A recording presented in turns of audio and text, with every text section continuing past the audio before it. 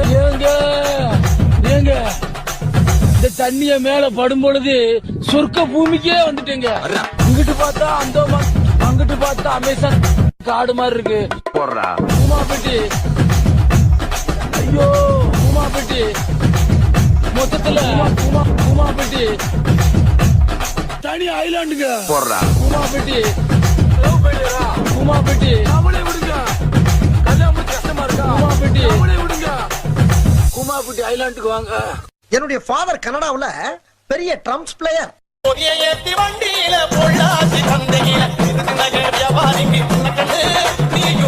போட்டு பணத்தை